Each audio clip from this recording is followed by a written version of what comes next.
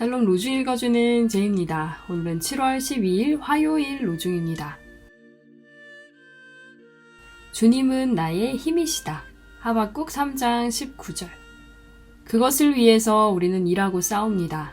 우리가 우리의 희망을 살아계신 하나님께 두었기 때문입니다. 디모데전서 4장 10절. 주님이 결코 버리지 않으십니다. 샬롬 하올람. 구약성경 하박국은 참 특별한 예언서입니다. 보통 예언서들은 하나님이 선지자에게 이 불가항력적인 말씀을 주셔서 이 예언자들이 백성들에게 전하지 않으면 안 될 상황으로 이제 연출이 되거든요. 근데 이 하박국서 같은 경우는 하박국이 하나님한테 막 화를 내면서 시작을 합니다. 그러니까 지금 이 하박국이 쓰여진 연대는 아직 그 남유다가 망하기 전인데요. 이제 망할 걸 알게 되는 거예요, 하박국이. 좀 있으면 이제 저 나라 망한다. 근데 보통의 선지자들은 그러니까 이제 하나님께 받은 말씀을 백성에게 전달을 하는데 하박국 1장은 이렇게 시작을 합니다. 살려달라고 부르짖어도 듣지도 않고 폭력이다 하고 외쳐도 구해주지도 않으시니 하나님 도대체 언제까지 그럴 거예요? 막 이렇게 하나님께 따지듯이 막 대들면서 시작하는 성경이 하박국서입니다. 근데 오늘 로중 말씀은 하박국의 맨 마지막 부분인데요. 그럼에도 불구하고 이 선지자가 붙잡았던 신앙, 주님은 나의 힘이시다. 이 고백이 정말 위대한 것 같습니다. 하박국은 노래로도 많이 불러지죠. 무화과 나무 잎이 마르고, 이 찬양 다들 아시죠? 무화과 나무의 잎이 마르고 포도 열매가 없고 외양간에 송아지가 없어도 나는 여호와로 말미암아 즐거워하겠다. 이런 이거 엄청 위대한 신앙의 고백 아니겠습니까? 아직 그 현실이 다가오지 않았어요. 이제 좀 있으면 다가올 것 같아. 그러면 보통은 이것 좀 피하게 해주십시오로 끝날 텐데 혹시 그렇게 되더라도 나는 여호와로 말미암아 즐거워하겠습니다. 예수님의 기도가 생각나는 대목입니다. 아버지여, 이 잔을 내게서 옮겨주십시오. 그런데 뭐 뜻이면 따르겠습니다. 하박국이 가진 신앙도 그게 아닌가 싶습니다. 그래서 신약 시대의 위대한 신학자이자 전도자였던 사도 바울이요, 이 유대교의 사상을 뒤집어 엎는 그 모티브를 하박국에서부터 찾아와요. 하박국에 바로 이 내용이 있습니다. 의인은 믿음으로 말미암아 살리라. 이야, 이게 하박국 2장 4절입니다. 이런 구절은 얌송하고 살면 참 좋아요. 의인은 믿음으로 말미암아 산다라는 그 고백의 배경이 뭐였는지, 그러니까 아직 멸망하기 전, 이제 멸망이 눈앞에 다가온 그 민족의 상황을 보면서 그럼에도 불구하고 나는 믿음으로 살겠다. 그럼에도 불구하고 주님은 나의 힘이다. 이런 믿음을 전수받고 삶 속에서 발현하는 우리 서로 공동체 자매 형제님들 되시기를 축복합니다. 오늘 함께 읽을 새 한글 성경은 사도행전 10장이고요.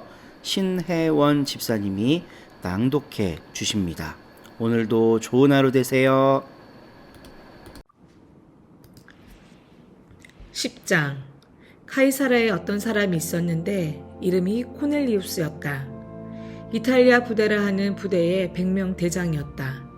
그는 경건한 사람으로 온 집안 식구들과 더불어 하나님을 두려워했다.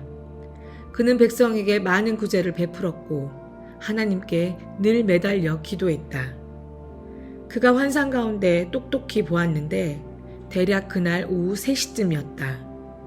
하나님의 천사가 자기한테로 와서 자기에게 코넬리우스 하고 말을 건네는 것이었다. 코넬리우스가 그 천사를 뚫어지게 바라보고는 두려움에 빠져서 말했다. 무슨 일입니까, 주님? 천사가 말했다. 그대가 드린 여러 기도와 그대가 베푼 여러 구제가 위로 올라가서 하나님 앞에 기억되고 있어요. 그러므로 이제 사람을 요바로 보내어 시몬이라는 사람을 모셔오세요. 그는 베드로라고도 불립니다. 이 사람은 가죽 다루는 사람 시몬의 집에 손님으로 머물고 있어요. 시몬의 집은 바닷가에 있습니다. 자기에게 말하던 천사가 떠나자 코르넬리우스는 집종 둘과 자기를 수행하는 병사들 가운데 경건한 사람 하나를 불렀다. 그들에게 그 모든 것을 자세히 이야기해 준 뒤에 그들을 욥바로 보냈다. 다음 날 그들이 길을 가고 있었는데 욥바에 거의 다다랐을 때였다. 베드로는 기도하려고 지붕 위로 올라갔다. 시각은 낮 12시쯤이었다. 베드로는 몹시 배가 고파서 뭘 좀 먹고 싶어 하고 있었다. 그런데 사람들이 음식을 준비하는 동안 베드로가 무아지경에 빠져서 환상 보는 일이 생겼다. 베드로가 자세히 보니까 하늘이 열려 있고 큰 보자기 같은 어떤 물건이 내려오고 있었다. 네 귀퉁이가 끈에 매달려서 땅으로 달아 내려지고 있었다.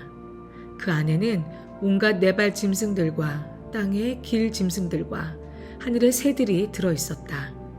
그런데 어떤 소리가 베드로한테 들려왔다. 일어나라 베드로야, 잡아서 먹어라. 그러자 베드로가 말했다. 절대로 그럴 수 없습니다, 주님.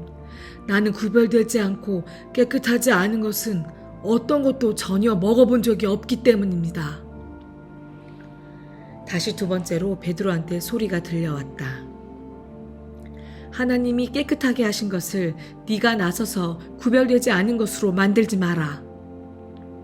이런 일이 3번 있었다. 그러고 나서 곧바로 그 물건이 하늘로 들려 올라갔다. 베드로가 자기가 본 환상이 무슨 뜻일까 하고 어리둥절해하고 있을 때였다. 보라, 코르넬리우스가 보낸 사람들이 시몬의 집을 물어물어 찾아 대문 앞에 다가섰다.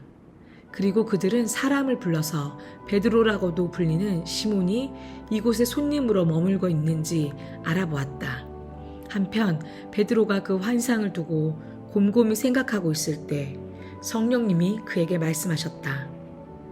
보라, 3사람이 너를 찾고 있다. 이제 일어나서 내려가거라. 아무것도 의심하지 말고 그들과 함께 가거라. 그들을 보낸 것은 바로 나다. 베드로가 그 사람들한테로 내려가서 말했다. 보시오, 바로 내가 여러분이 찾고 있는 사람입니다. 여러분이 여기 와 있는 까닭이 무엇입니까? 그들이 대답했다.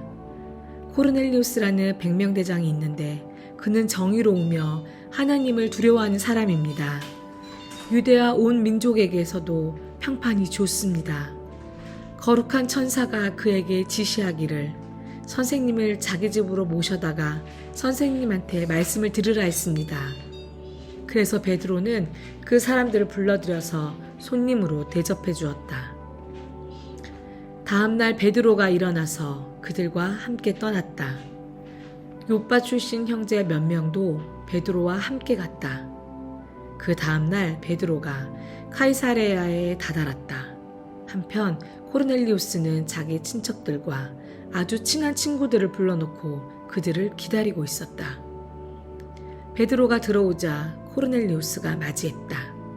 코르넬리우스는 무릎을 꿇고 엎드려 절했다. 그러자 베드로가 그를 일으켜 세우며 말했다. 일어나세요. 나 자신도 한낱 사람입니다. 그러고는 코르넬리우스와 대화를 나누며 집 안으로 들어갔다. 들어가서 보니 많은 사람들이 함께 모여 있다. 베드로가 그들한테 말했다. 여러분 자신들도 아시다시피 유대아 사람에게는 다른 민족 사람과 어울리거나 그 집에 찾아가는 것이 금지되어 있습니다. 그러나 나에게 하나님이 보여주셨습니다. 내가 누구에 대해서든 구별되지 않았다거나 깨끗하지 않다고 말해서는 안 된다는 것을요. 그랬기 때문에 부름을 받았을 때 반대하지 않고 왔습니다. 이제 하나 물어봅시다.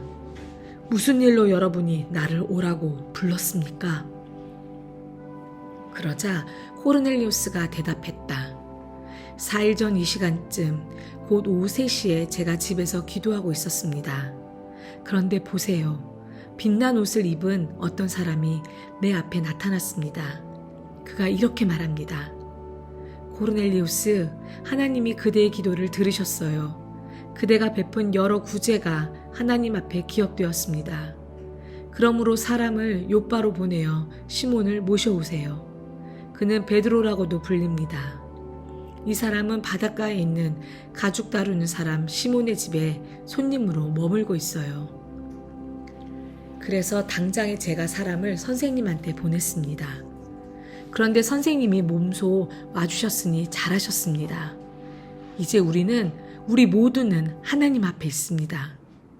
주님이 선생님에게 명령하신 모든 것을 들으려고요. 베드로가 입을 열어 말했다. 참으로 나는 깨닫고 있습니다. 하나님은 겉모습을 보고 차별하시는 분이 아닙니다. 어느 민족에 속하든 하나님을 두려워하고 정의로운 일을 하는 사람은 하나님이 받아주십니다. 그 말씀을 여러분은 알고 있습니다. 하나님이 이스라엘 사람에게 보내주신 그 말씀을요. 예수 그리스도님을 통한 평화를 좋은 소식으로 전해주시면서 말입니다. 이분은 모든 것의 주님이십니다. 바로 여러분은 온 유대아 지역에 걸쳐서 일어난 그 일을 알고 있습니다. 요한이 세례를 선포하고 나서 갈릴레아에서 시작된 일이었습니다. 나사렛 출신 예수님 그분을 하나님이 성령님과 능력으로 기름 부으셨지요. 그분은 두루 다니며 좋은 일을 하셨고 마귀에 억눌려 지배당하는 모든 사람들을 낫게 해주셨습니다. 하나님이 그분과 함께 하셨기 때문입니다. 바로 우리는 유대아 사람들의 지역과 예루살렘에서 그분이 행하신 모든 일의 증인입니다. 사람들이 그분을 나무에 매달아 없애버렸습니다. 그러나 바로 이분을 하나님이 3일째 날에 일으켜 살리셨고 나타나 보이게 하셨습니다. 모든 백성에게는 아니고 하나님이 미리 손을 뻗어 선택하신 증인들인 우리에게 그렇게 하셨습니다. 우리는 그분이 죽은 사람들 가운데서 살아 일어나신 뒤에 그분과 함께 먹고 마신 사람들입니다. 그러고는 하나님이 우리에게 지시하시기를 백성에게 선포하고 철저히 증언하라고 하셨지요. 바로 이분이 살아있는 사람들과 죽은 사람들의 심판관으로 하나님이 구별해 두신 분이라는 것을요. 이분을 두고 모든 예언자들이 증언하기를 그분을 믿는 사람은 모두 그분의 이름을 힘입어 죄 용서를 받는다고 했습니다. 베드로가 아직 이런 말을 하고 있을 때 그 말을 듣고 있던 모든 사람들 위에 성령님이 내려오셨다. 베드로와 함께 온 사람들, 곧 할례 받은 사람들로 믿은 사람들은 다 넋이 나갈 정도로 놀랐다. 다른 민족들 위에도 성령님의 선물을 쏟아부어 주셨기 때문이다. 그들은 다른 여러 민족 사람들이 성령님의 언어로 말하고 하나님 찬양하는 것을 들었던 것이다. 그때 베드로가 대답했다.